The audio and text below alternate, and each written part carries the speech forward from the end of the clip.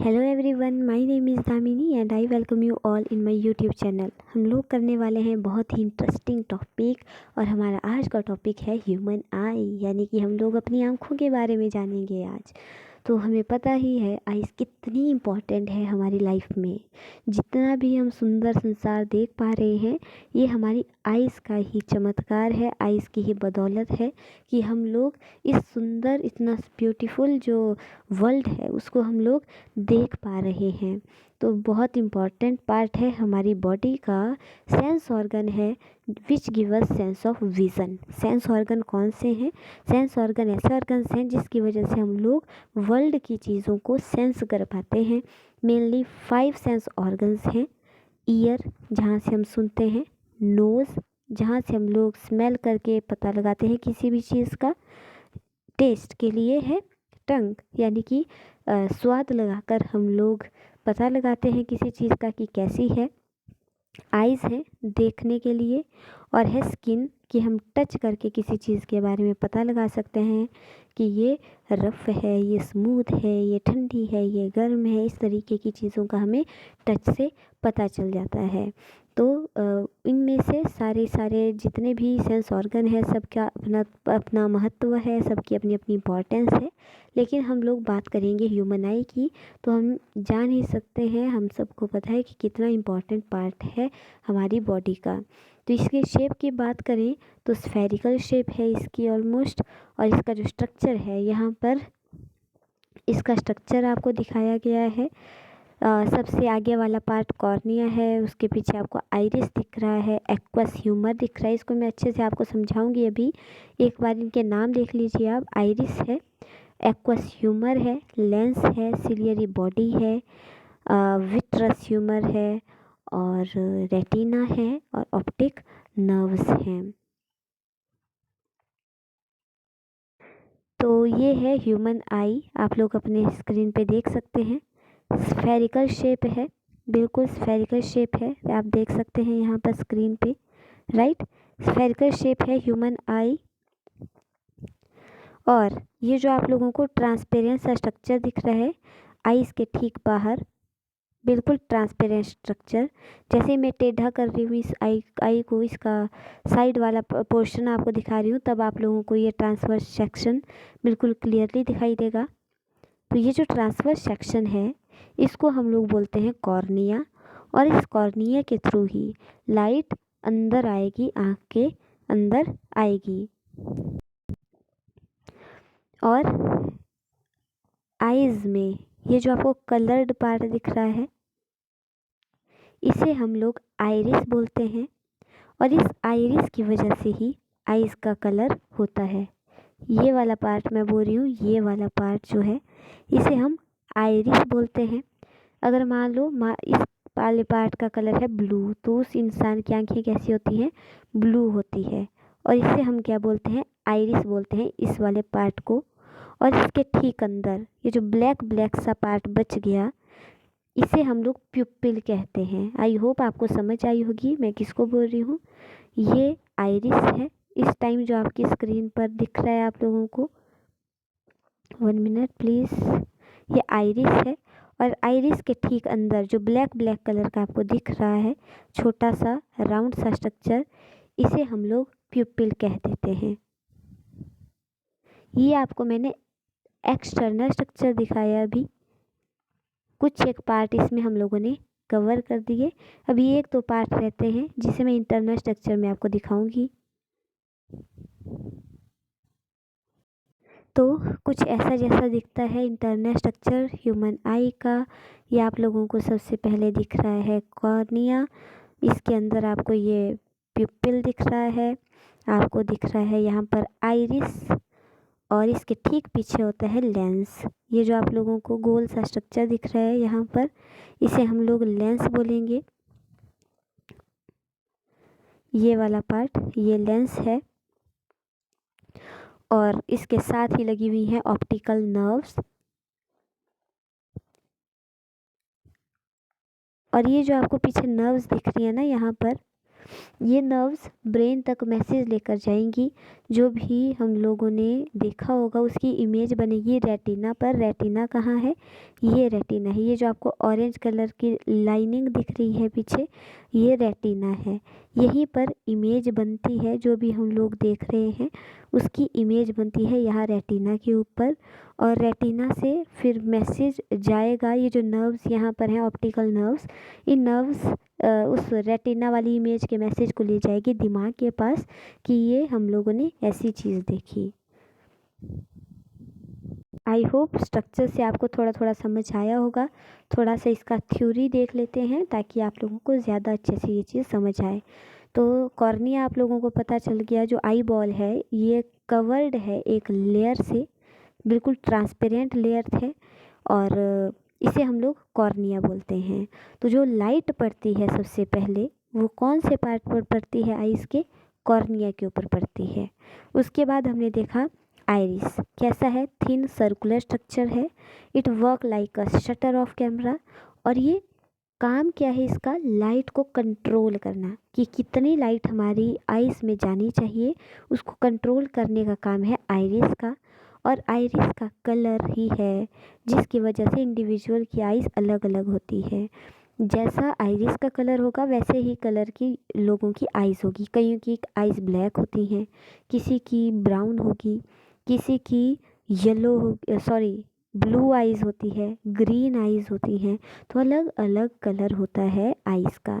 तो वो किसकी वजह से है? ये आइरिस के कलर की वजह से है, अलग अलग कलर। Next was प्यूपिल। देखा आप लोगों ने आइरिस के ठीक अंदर प्यूपिल था। तो ये एक होल जैसा है आइरिस के अंदर, और इसे प्यूपिल बोलते हैं हम लोग। प्यूपिल के थ्रू ही लाइट एंटर करती है। When the light is bright, iris contract and thus allows less light into the eye। यानी कि मान लो बहुत ज़्यादा तेज़ आइस है। इससे पहले मैं आप लोगों को एक एग्जांपल दे देती हूँ। जब हम लोग अंदर कमरे से बाहर ब्राइट लाइट में जाते हैं तो कुछ टाइम तक आपकी आंखें ढंग से खुल नहीं पाती बाहर जाने पर। वैसा ही होता है अगर आप लोग ब्राइट लाइट से अंदर रूम में आएंगे तो कुछ देर तक आपको अंधेरा ही दिखेगा। होता क्या है कि हमारी आँख में जो प्यूपिल है उसका साइज चेंज होता है with the amount of light. आप यहाँ देख सकते हैं कि प्यूपिल का साइज़ किस तरीके से चेंज हो रहा है। जैसे ही अंधेरा होगा उस टाइम हमारी आँख को ज़्यादा लाइट की आवश्यकता होगी, इसलिए प्यूपिल बाहर की तरफ आएगा। जबकि जैसे ही लाइट ज़्यादा पड़ती है तो अधिक लाइट होने के कारण हम लोगों की जो आइज़ हैं, हमारी आइज़ उतनी ज़्यादा लाइट को नहीं चाहती कि उनकी आँख पर पड़े, तो इसलिए प्यूपिल का साइज़ उस टाइम छोटा हो जाता है।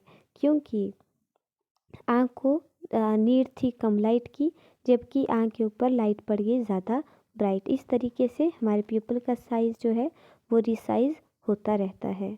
तो प्यूपिल के साइज़ को रिसाइज होने में कुछ समय लगता है, यानी कि डिम लाइट में जब ये एक्सपेंड हो रहा होगा तो उसमें थोड़ा समय लगेगा। यही वजह है कि जब हम ब्राइट लाइट से डिम लाइट की तरफ आते हैं, अंदर रूम में आएंगे बाहर से, तो हमें अंधेरा अंधेरा ही दिखेगा, क्योंकि उस समय हमारा प्यूपिल जो है वो एक्सपेंड हो रहा होगा। वैसा ही जब आप अंदर से बाहर की तरफ जाएंगे एकदम से हमारी आँख के ऊपर ज़्यादा लाइट पड़ेगी, तो उस आइरिस को प्यूपिल को समय लगेगा कॉन्ट्रैक्ट होने के लिए, ताकि कम लाइट उसके अंदर आ सके।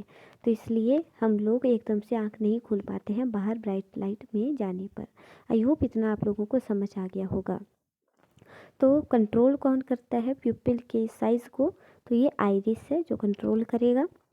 Then we have lens. Pupil के ठीक पीछे लेंस होता है, और कन्वेक्स लेंस है, बाई कन्वेक्स लेंस है एक्चुअली। वही काम है लेंस का जो काम किसी कैमरे में होता है। Then we have retina. Eye के बैक में रेटिना की एक लेयरिंग होगी जिसमें इमेजेस बनेंगी रेटिना में। तो retina work like a screen, यानी कि स्क्रीन, जैसे स्क्रीन के ऊपर कोई फ़ोटो बनता है वैसे ही रेटिना के ऊपर बनेगा जो भी इमेज बनेगी। तो दो टाइप की फ़ोटो सेंसिटिव सेल्स होती हैं इसमें। Photo means light, sensitive, right. तो लाइट के लिए जो सेंसिटिव सेल्स हैं, तो वैसी 2 टाइप की सेल्स होती हैं रेटिना में। तो उन 2 टाइप की सेल्स का नाम है कोन सेल्स और रॉड सेल्स। तो कोन सेल्स ब्राइट लाइट के लिए सेंसिटिव हैं और जितने भी कलर्स हमको दिख पाते हैं वो इस कोन सेल की वजह से ही है। Then we have rod cells, ये डिम लाइट के लिए सेंसिटिव हैं। और जो उल्लू होता है उसकी आंख में रॉड्स ज़्यादा होती हैं, यही वजह है कि उनको रात में अच्छे से दिखाई देता है, क्योंकि rod cells are sensitive to dim light. उसके बाद सबसे लास्ट में आपको दिखेंगी ऑप्टिक नर्व्स। तो optic nerves emerge from back of eyeball, eyeball के पीछे से ऑप्टिक नर्व्स निकलती है और ब्रेन तक मैसेज पहुंचाने का काम करेंगी। तो मतलब ये ऑप्टिक नर्व्स ब्रेन तक जाएंगी। ब्लाइंड स्पॉट है, कहाँ है ब्लाइंड स्पॉट? रेटिना और ऑप्टिक नर्व के बीच में खाली स्थान है जिसे हम ब्लाइंड स्पॉट बोलते हैं।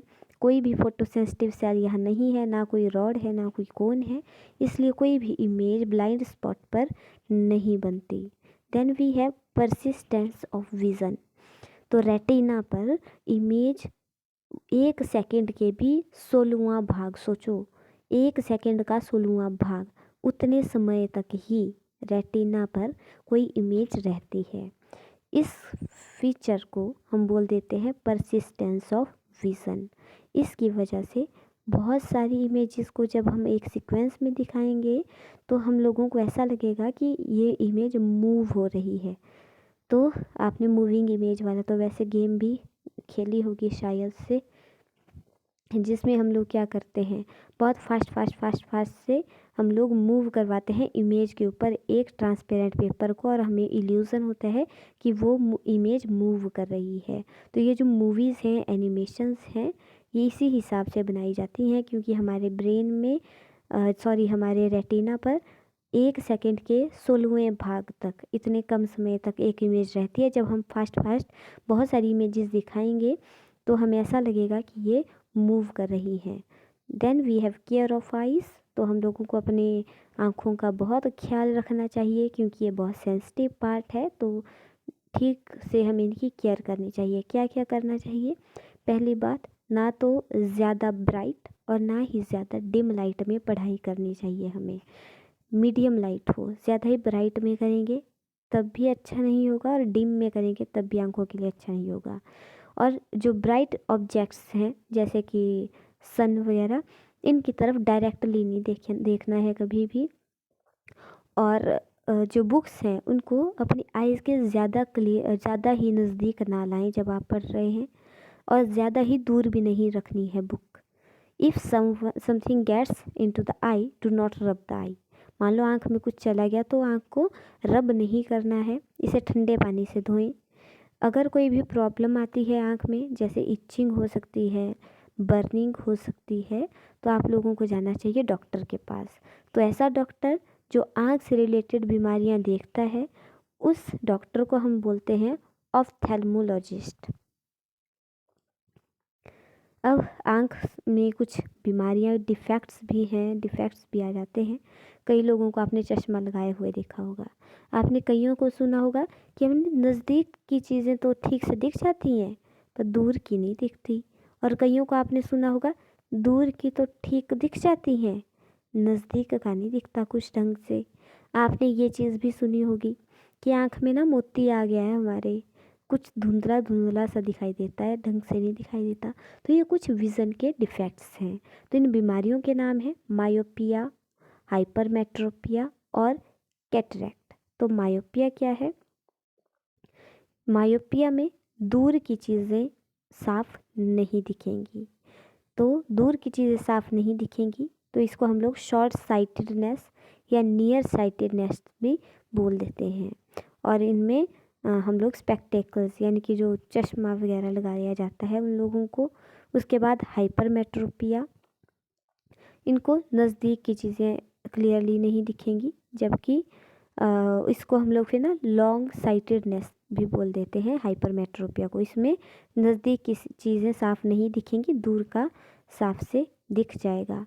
कॉन्ट्रैक्ट मतलब जो कॉर्निया है ये क्लाउडी हो जाता है, ऐसा धुंधला धुंधला दिखना फिर स्टार्ट हो जाता है। फिर इसके लिए सर्जरी वगैरह करते हैं, ऑपरेशन करते हैं आँख का। Then next we have visually challenged person. कुछ एक ऐसे लोग भी होते हैं जिन्हें विज़न की डिसेबिलिटी होती है, तो ये पार्शियल भी हो सकती है, कंप्लीट भी हो सकती है। तो ऐसे लोग जिनमें विजुअल डिसेबिलिटी है उन्हें विजुअली चैलेंज्ड पर्सन हम लोग बोलते हैं। इनकी लाइफ काफ़ी डिफ़िकल्ट होती है बिकॉज़ ये लोग ठीक ढंग से किसी भी चीज़ को नहीं देख पा रहे हैं, तो ऑब्वियस सी बात है कि डिफ़िकल्टीज़ तो आएंगी ही इनकी लाइफ में। लेकिन इनके जो कोई और सेंसेस हैं आइज़ को छोड़कर, उनमें काफ़ी डेवलपमेंट हो चुकी होती है। हो सकता है जैसे कि हियरिंग की, सेंस ऑफ टच, और इनकी ना वॉइस भी बहुत अच्छी होती है। तो बहुत सारी एड्स इनके लिए हम लोगों ने बनाई हुई हैं इनके लिए एड्स, ताकि ये लोग अपनी डिफ़िकल्ट लाइफ को थोड़ा इजी कर सकें। तो ये हैं ऑप्टिकल और non optical aids. Optical aids किसको दी जाएंगी?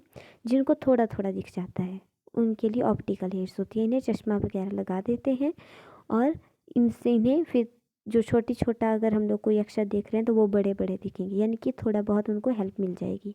जो विजुअली पूरी तरह से इम्पेयर्ड हैं उन लोगों के लिए नॉन ऑप्टिकल एड्स वगैरह हम लोग प्रोवाइड करवाते हैं। जैसे कि इनके चलने के लिए हम लोग स्टिक यूज़ कर सकते हैं। इस तरह से बहुत सारी एड्स हैं इनके लिए। लेकिन क्या विजुअली जो इम्पेयर्ड पर्सन हैं, क्या ये लोग भी पढ़ाई कर पाते होंगे हम लोगों की तरह? तो Louis Braille was born in 1809 in France and he became blind during early childhood because of an accident। तो इनके बचपन में इनका एक्सीडेंट हुआ और ये विजुअली इम्पेयर हो गए। तो इन्होंने फिर उसके बाद ब्रेल स्क्रिप्ट का डेवलपमेंट करी 1824 में। तो ब्रेल की स्क्रिप्ट क्या है, इसमें डॉट डॉट करके रेज्ड डॉट्स होते हैं, यानी कि इनको हम लोग ना हाथ से फील कर सकते हैं। तो ऐसे डॉट्स होते हैं, उस तरीके से लिखा गया होगा डॉट डॉट में इस स्क्रिप्ट में, और 63 करैक्टर उसमें होते हैं। और इसकी हेल्प से वो लोग टच कर कर ब्रेल स्क्रिप्ट को पढ़ लेते हैं जो विजुअली इम्पेयर्ड और विजुअली चैलेंज्ड पर्सन होते हैं। That's it about this topic. I hope आपको अच्छा लगा होगा ये topic. Thank you so much. Please like share and subscribe my channel. मिलते हैं नेक्स्ट वीडियो में, तब तक बाय बाय, टेक केयर।